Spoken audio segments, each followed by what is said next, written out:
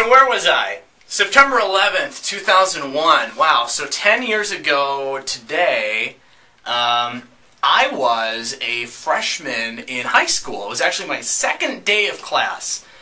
So high school was scary enough. And then I remember going into citizenship class. It was our second day of school, and our citizenship teacher he had a puzzled look on his face. And so I look up at the TV, and it's CNN, and I saw these towers with smoke pillowing out, and people were in the hallway in our school. I was from a small town, so people in our hallways there's kind of a little bit of sense of like panic. And I didn't understand it a lot at the time because I was much younger and I don't remember a lot of the details. But I do remember coming home that afternoon after I realized how horrible of an incident this was.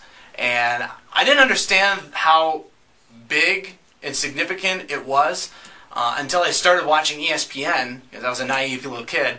And ESPN, there were no sports on. Things were postponed. Every station and news person and you name it, cable network had their eyes on 9/11, and seeing some of the footage, and it was kind of scary. It made me really think about national events a lot more than I ever had at that time, especially being so young and being in ninth grade. And as many of you can remember, I remember my dad going to my mom and saying, "Hey, we got to stock up on water at the grocery store, and we got to get water and we got to get food." And my dad took photos of the lines of people literally waiting in line. I mean, it was backed up. I've never seen anything like that since. So 9/11 means a lot to me, and I definitely will be able to share more with my friends and family today. So if you have anything you'd like to share, please comment below about your 9/11 stories, and I appreciate it.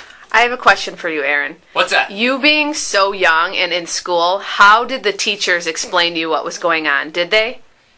It was hard because no one had really seen anything like this before, so it was so shocking, it was so different, it was something that no one had really had to deal with, so it was hard for them to tell us.